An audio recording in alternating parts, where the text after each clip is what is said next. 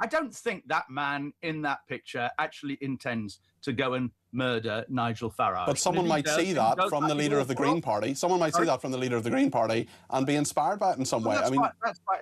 I doubt whether anybody's going to be inspired by this picture. At the heart of this debate isn't simply one controversial image. It's a much bigger disagreement about how political messages should be interpreted. One side believes context turns a reckless post into something genuinely dangerous. The other argues that treating every provocative symbol as a literal threat only fuels unnecessary outrage. And from this point on, those two positions become almost impossible to reconcile. Political row on it, and Nigel Farage is up in arms. He's demanded an apology from Zach Polanski. He's also said that if he tweeted out or put something like that on social media, he would rightly be reported to the police. So it's a man in a sort of pride cap, a colourful rainbow cap, and he's got a guillotine, and he's talking about Nigel Farage. And in the context of Anne Widdecombe's murder and the many threats that Nigel Farage gets, this is something that is very concerning to him. It's very concerning to me as well. A Green Party spokesman said after attending a public event, Zach accepted a request to collaborate on a post with several images.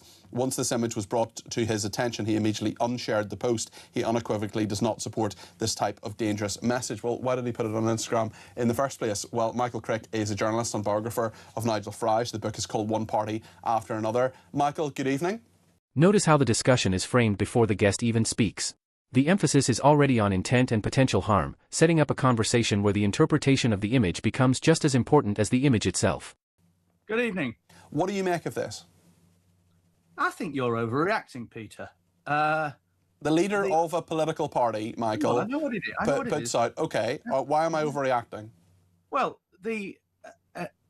in politics, people often use metaphors, refer to killing people off, or decapitation strategies. You remember in with the guillotine?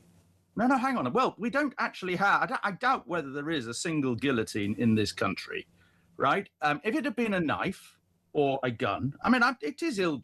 You're right. It's tasteless. I wouldn't have done it. I certainly wouldn't have retweeted it or anything like that. And it is ill-judged, but. We don't have guillotines in this country. It isn't a picture of Nigel Farage in the guillotine.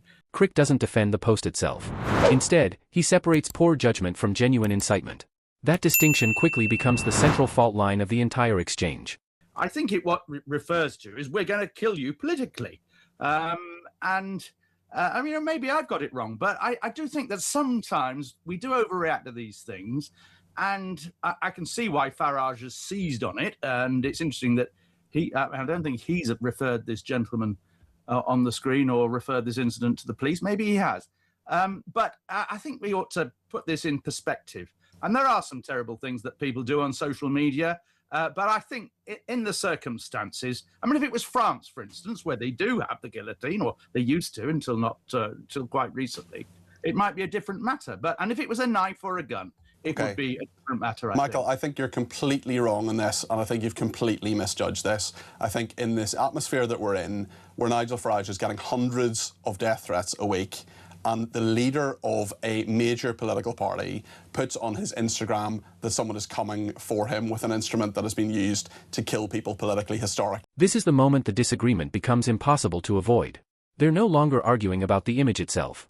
They're arguing about the threshold between symbolism and threat. I totally get the fact that, there aren't too many guillotines these days apart from in museums, but I mean, how do you think Nigel Farage is going to feel about that? How do you think other politicians are going to feel about that? I understand what you mean. I totally get, we say, decapitation. I don't think that man in that picture actually intends to go and murder Nigel Farage. But someone might see that from the leader of the Green Party. Someone might see that from the leader of the Green Party and be inspired by it in some way. That's right.